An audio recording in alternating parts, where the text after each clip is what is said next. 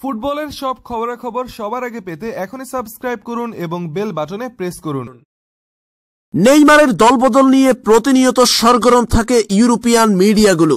গত বছর বার্সেলোনা ছেড়ে পিএসজিতে পাড়ি জমানোর পর থেকে চলে আসছে এই গুঞ্জন।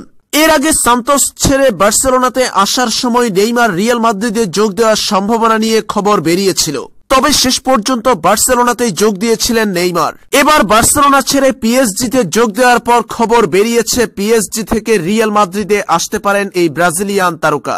এদিকে এই মৌসুমের শুরুতে ক্রিস্টিয়ানো রোনালদো ও জেনেদিন জিদানকে হারিয়ে দিশেহারা হয়ে পড়েছে রিয়াল মাদ্রিদ। জিদানের শূন্যস্থান পূরণ করতে দলে নেওয়া হয়েছে সান্তিয়াগো সোলারিকে। অন্যদিকে ক্রিস্টিয়ানো রোনালদোর শূন্যস্থান এখনো পূরণ করতে পারেনি তারা।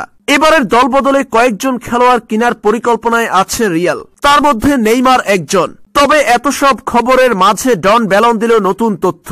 নেইমার জুনিয়র রিয়াল মাদ্রিদে আসবে, তবে তার পেছনে রয়েছে শর্ত। ডন ব্যালনের তথ্য অনুযায়ী রিয়ালের বর্তমান কোচ সান্তিয়াগো সোলারি রিয়াল মাদ্রিদে থাকাকালীন সময়ে নেইমার রিয়ালে আসবে না। তার অধীনে রিয়ালে খেলতে অসম্মতি জানিয়েছেন নেইমার জুনিয়র। রিয়াল থেকে সান্তিয়াগো সোলারি বিদায় নিলেই রিয়ালে আসার চিন্তা করবে নেইমার। ডন ব্যালন তাদের এক রিপোর্টে এমন তথ্য দিয়েছে। তবে এই প্রসঙ্গে নেইমার এবং রিয়াল মাদ্রিদের পক্ষ থেকে এখনো কোনো কিছু গণমাধ্যমে জানানো হয়নি।